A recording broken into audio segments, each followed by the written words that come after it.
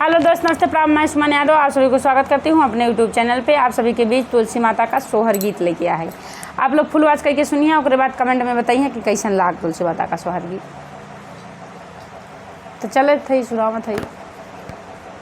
अगने लगाए मैं तुलसी, तुलसी बड़ी हरियर, तुलसी बड़ी हरियर हो। मैया जब मोरे होई है लाला नवा पियरिया चढ़ाऊब, पियरिया चढ़ाई बहो। मैया जब हमारे होई है हरी लावा पियरिया चढ़ाई बाई, पियरिया चढ़ाऊ बाई हो। सासु मोरी बोलाहू ना पावई ना नदी उठी बोलाई, ना नदिया उठी बोलाई हो। भाभी नैहर से पियरी मंगायू तो तुलसी के चढ़ायू, तो तुलसी के चढ़ायू हो।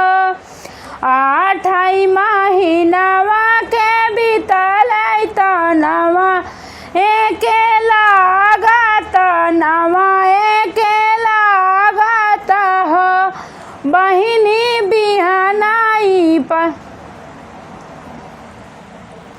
बहिनी होतई भी नहिया पाह फाटई, त होरी ला जाना माली है, होरी ला जाना माली है हो।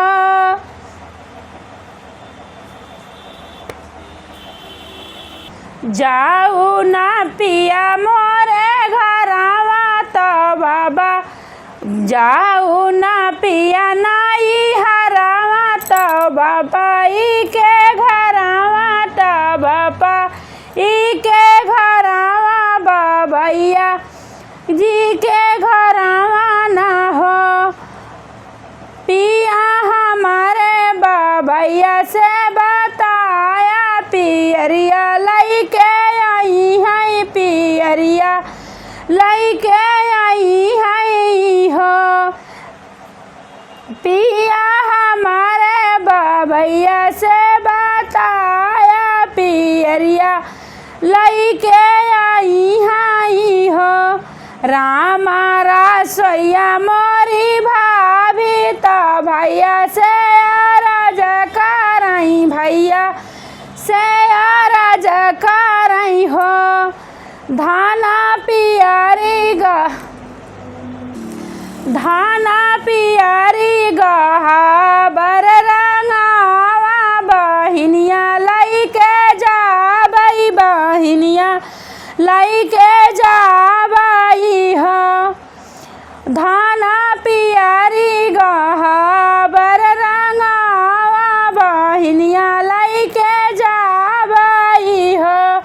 पियरी रंगावाई भाभी तो भैया लैके पहुँचाई, तो भैया लैके पहुँचाई हो।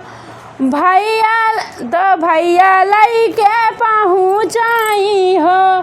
बहिनी लैला तू अपनी पियरिया तुलसी के चढ़ावा, तुलसी के चढ़ावा ना हो।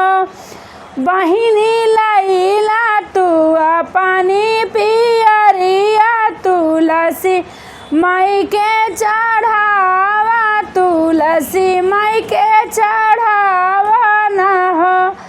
बहिनी बहुत ही सुंदर तुहरी तुलसी बड़ी, तुलसी बड़ी हरियर, तुलसी बड़ी हरियर हो। बहिनी बहुत ही सुंदर तोर लाला नवा तुलसी माई दी, तुलसी माई दी ना हो। जय हो तुलसी माई।